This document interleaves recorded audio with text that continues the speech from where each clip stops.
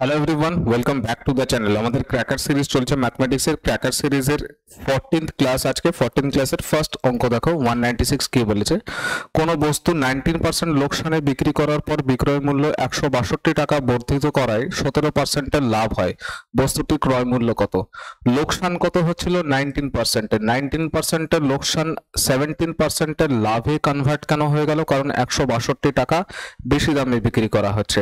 তাহলে 19%-এর দেখো, খেয়াল করে, এখানে লস হচ্ছিল, এখান থেকে 17%-এর এখন প্রফিট হচ্ছে। তো 19% থেকে 17% কতটা ডিফারেন্স? ডিফারেন্স হচ্ছে তোমার 36%। 10 10 20 আর 9 7 16, 19 আর 17 যোগ করলে 36%। স্যার যোগ কেন হবে? যোগ এই কারণেই হবে কারণ 19% দেখো তুমি লোকসানে ছিল, এখান থেকে 17%-এর প্রফিটে গেছো। টোটাল ডিফারেন্স কিন্তু এখানে 36%-এর। ঠিক আছে, 36%-এর ভ্যালু দেওয়া আছে। 36%-এর ভ্যালু দেওয়া আছে কত? 162 টাকা। তাহলে বস্তুটির ক্রয় মূল্য কত এটা বার করতে বলেছে। ক্রয় মূল্য অলওয়েজ 100% হয়, তাহলে 100%-এর ভ্যালু বার করব। 36%-এর ভ্যালু 162 টাকা হলে 1%-এর ভ্যালু হবে 162 ডিভাইডেড বাই 36, আর 100%-এর ভ্যালু যেটা হবে সেটা 162 ডিভাইডেড বাই 36 ইন্টু 100। ঠিক আছে, কাটাকুটি দেখো কত দিয়ে যাচ্ছে। 6 দিয়ে এটা যাচ্ছে, 6 দুগুণে 12, 4 42। হ্যাঁ, 6 6 36, 6 দুগুণে 12, 4 6 7 42, 27।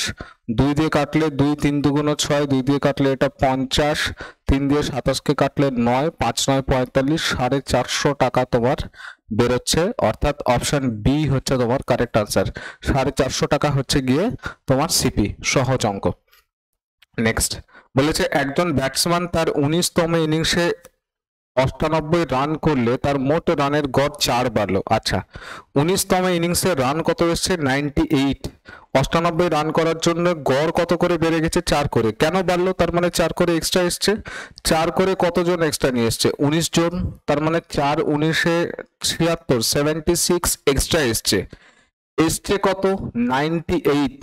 98-এর মধ্যে যদি 76 এক্সট্রা আসে, তার মানে 6 থেকে 8 2, 7 থেকে 9 2, এই 22 আনতে হতো। 22 আনতে হতো মানে কি? 22 তোমার অ্যাভারেজ ছিল। এখন বলেছে তাহলে 19তম ইনিংসের পরে তার রানের গড় কত? 22 ছিল, 4 বেড়েছে, তার মানে 26 হবে কারেক্ট আনসার। ঠিক আছে, একবার অঙ্কটা করে দিই দেখো। তোমাদের সহজ অঙ্ক, কিছু না। এখানে ফ্যামিলিতে কতজন ছিল? ফ্যামিলিতে ছিল 19 জন। অ্যাভারেজ কত ছিল আমি জানি না। ঠিক আছে, অ্যাভারেজ কত ছিল আমি জানি না। একটা লোক এসে ঢুকলো, ঠিক আছে, সরি 18 জন ছিল, একজন এসে ঢুকেছে, মানে 19তম লোক আসছে। একজন লোক এসে ঢুকলো, এ কত নিয়ে এসছে? 98 টাকা হাতে করে নিয়ে এসছে। আমি এই পার্টটাকে মুছে দিই, তাহলে বুঝতে সুবিধা হবে। 98 টাকা হাতে করে নিয়ে এসছে, তার জন্য সবার 4 করে বেড়েছে। কতজনের? 18 প্লাস 1 19, মানে 19 ইন্টু 4 76, এইটা এক্সট্রা এসছে। তো 98-এর মধ্যে 76 যদি এক্সট্রা আসে, তার মানে আসার কথা ছিল কত? 22। 22 আসতে হতো, তার মানে 22 গড় ছিল। 22 প্লাস 4 26 এখন হচ্ছে গিয়ে গড়। ঠিক আছে, নেক্সট দেখো। নেক্সট বলেছে 9 এবং 16-র গুণোত্তরীয় মধ্যক বা মধ্য সমানুপাত নির্ণয় করো। 9 আর 16-র মানে 3 3 4 12, 12 হবে গুণোত্তরীয় মধ্যক, মানে অপশন ডি হচ্ছে কারেক্ট আনসার। কিরকম ভাবে?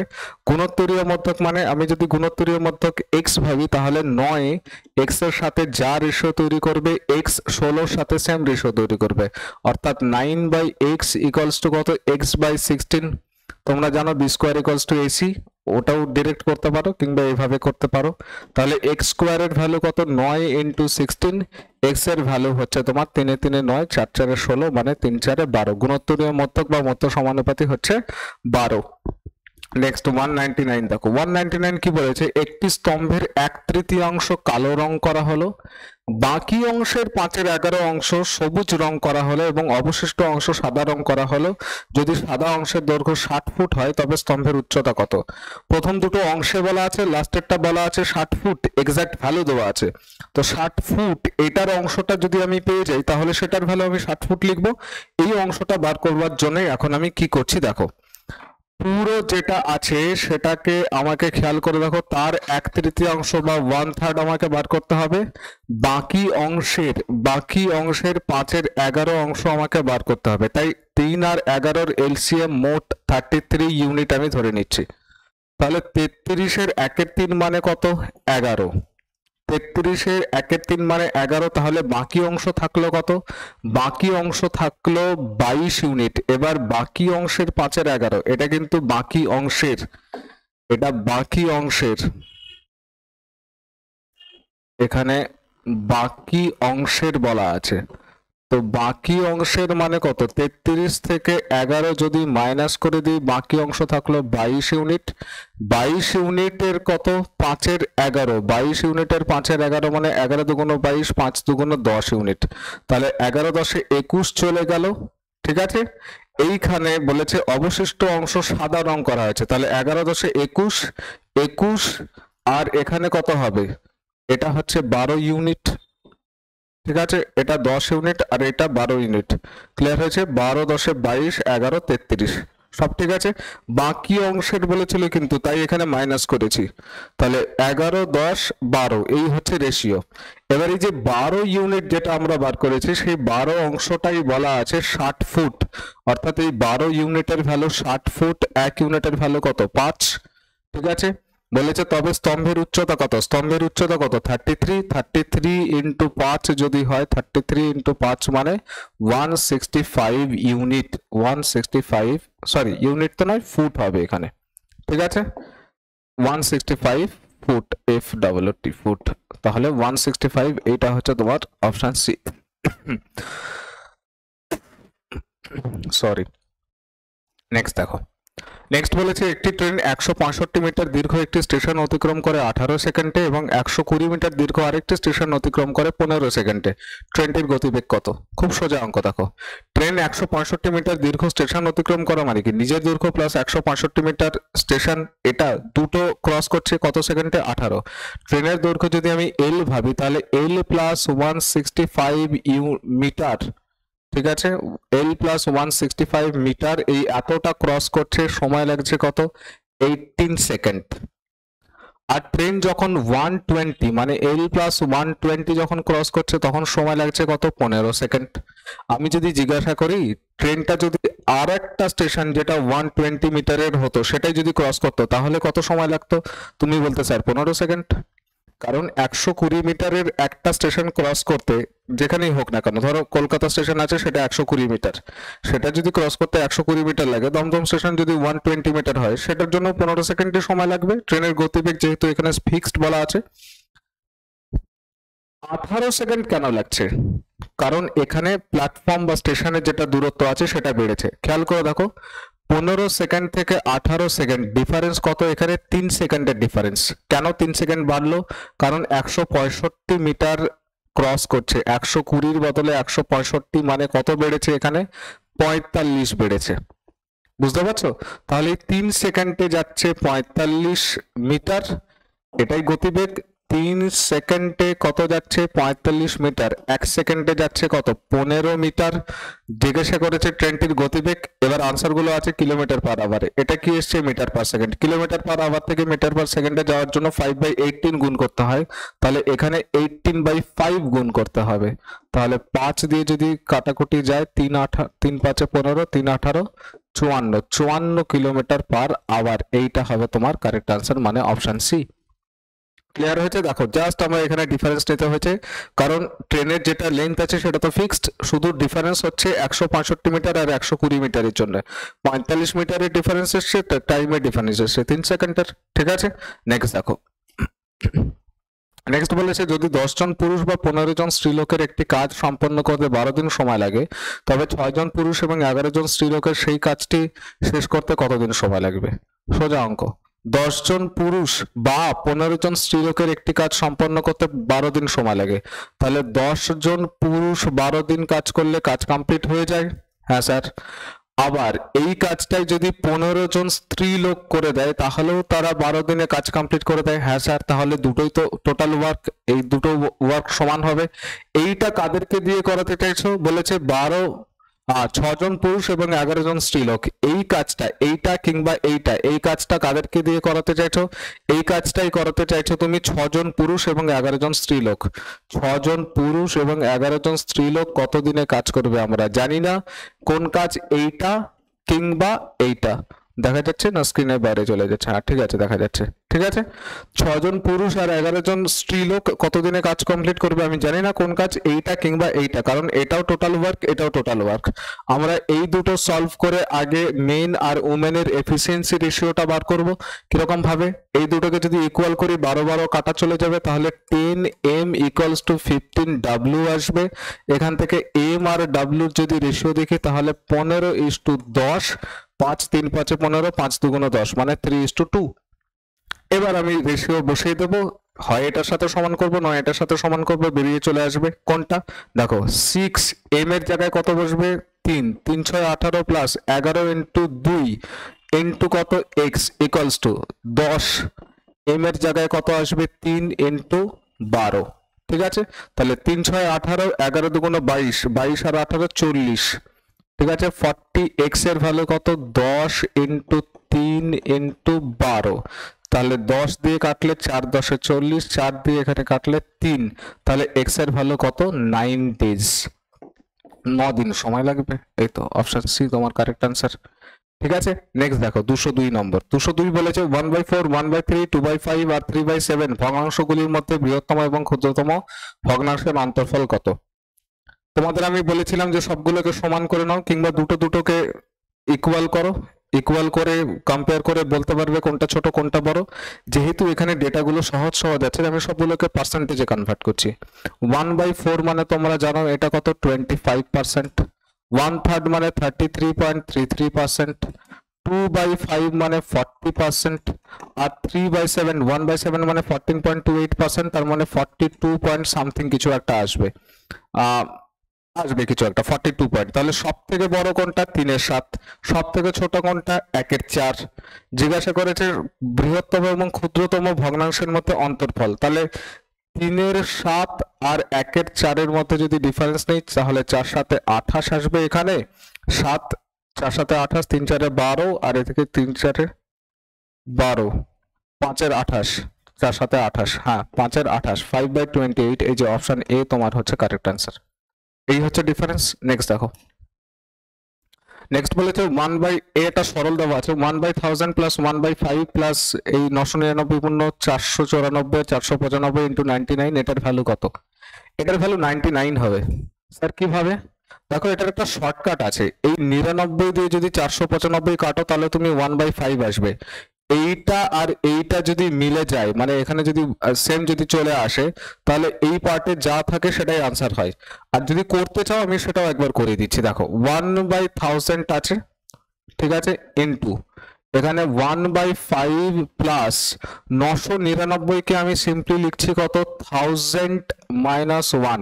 ঠিক আছে, এটাকে সেকেন্ড ব্র্যাকেট দিলাম, 1000 মাইনাস 1। আচ্ছা, 999 পূর্ণ 494 এর 95 কথাটার মানে 495, এটার মানে হচ্ছে 999 প্লাস 494 ডিভাইডেড বাই 495। এটাকে আমি 999 কে লিখেছি 1000 মাইনাস 1, এটা আছে, ঠিক আছে, প্লাস কত থাকবে? 494 ডিভাইডেড বাই 495 ইন্টু কত আছে? 99, এইটা থাকলো। ঠিক আছে, এটা আশা করি বোঝা গেছে। এবার এটাকে যদি কাটাকুটি করি নিচে আসবে 5, নিচে আসবে 5। ঠিক আছে, দেখো 1/1000 1/5 থাকলো প্লাস এটা 1000 ইন্টু, এখানে আমি কিছু একটা গড়বড় করে দিয়েছি, 99 একটা ছিল, 99 একটা ছিল, হ্যাঁ 1/5 ঠিকই আছে।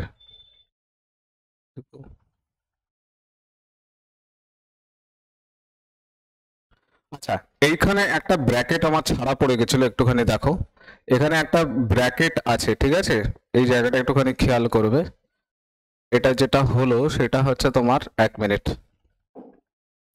এটা আছে 1/5 প্লাস এখানে 999 কে আমি লিখলাম, এটা 999 প্লাস 494 বাই 495।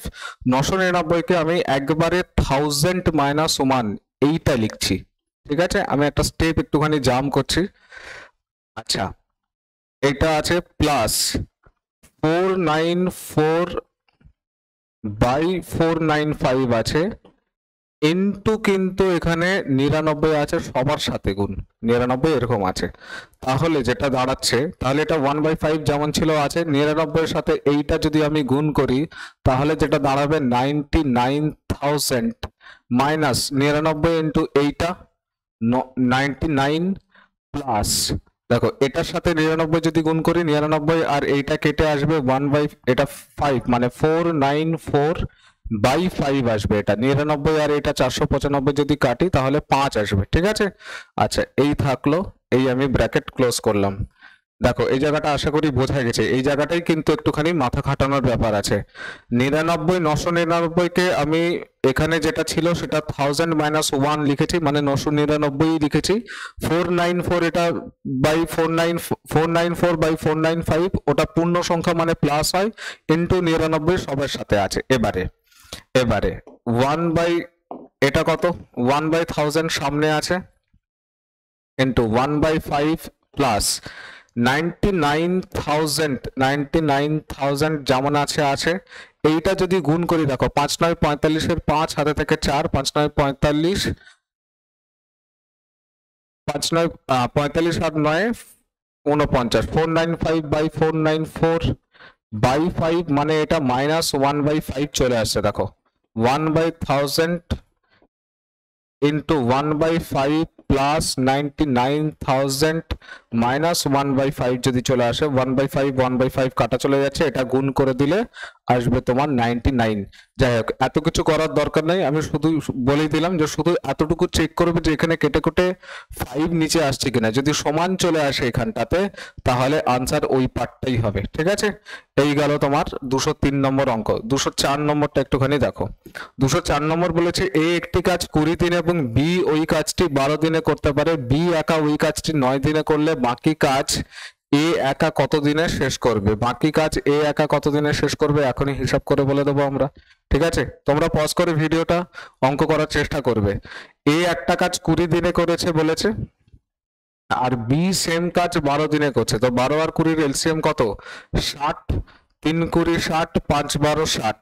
বলেছে বি একা কাজটি 9 দিন করলে বাকি কাজ এ একা কত দিনে করবে। তো বি 9 দিনে কত করে দেবে, 5 9 45 ইউনিট কাজ করে দেওয়া হয়েছে। টোটাল তো 60, তো 60 থেকে 45 বাদ দিলে আর 15 ইউনিট বাকি আছে। এ 3 ইউনিট করে করলে আর 5 দিন সময় লাগবে, 5 ডেজ, ঠিক আছে। 5 দিন আর সময় লাগবে। অপশন সি তোমার হচ্ছে কারেক্ট আনসার। বাকি 5 দিনে কাজ কমপ্লিট হয়ে যাবে। নেক্সট দেখো, বলেছে একটি অর্ধগোলক, এটা অর্ধগোলক হবে, ঠিক আছে, অর্ধ নয়। অর্ধগোলক ও একটি লম্ববৃত্তাকার শঙ্কুর ব্যাসার্ধ এবং উচ্চতা সমান, বক্রতলের ক্ষেত্রফলের অনুপাত কত। ব্যাসার্ধ, অর্ধগোলকের ব্যাসার্ধ আর লম্ববৃত্তাকার শঙ্কু যেটা আছে তাদের উচ্চতা সমান, মানে small r equals to h বলা আছে, small r equals to h, এটা কন্ডিশন দেওয়া আছে। আচ্ছা, বক্রতলের ক্ষেত্রফল, অর্ধগোলকের বক্রতলের ক্ষেত্রফল হয় 2πr², আর শঙ্কুর হয় πrl, এটা হয় তোমার বক্রতলের ক্ষেত্রফল। এখন পাই আর পাই দুপাশ থেকে তো ক্যান্সেল আউট হয়ে যাচ্ছে, একটা আর আর এখান থেকে আর চলে যাবে, মানে 2r রেশিও কত দাঁড়াচ্ছে এল। এল মানে √r² প্লাস h²। 2r আমি এখানে রেখে দিলাম, এল মানে হচ্ছে √r² প্লাস h²। আর এর জায়গায় তো h বসাতে পারবো, তাহলে এখানে 2r² দাঁড়াবে। তাহলে 2r is to √2r দাঁড়াচ্ছে এখানে, কারণ বুঝতে পারছো r² প্লাস r² মানে h এর জায়গায় r বসালাম, h ইকুয়ালস টু r বলাই আছে এটা। তাহলে h এর জায়গায় r বসালে r², r তো রুটের বাইরে চলে আসবে, বাট √2 থেকে যাবে। এই r আর এই r চলে গেল, এখান থেকে যদি আমি কাটি তাহলে √2 is to 1 এই রেশিও দাঁড়াবে, √2 is to 1, মানে অপশন বি তোমাদের হচ্ছে কারেক্ট আনসার।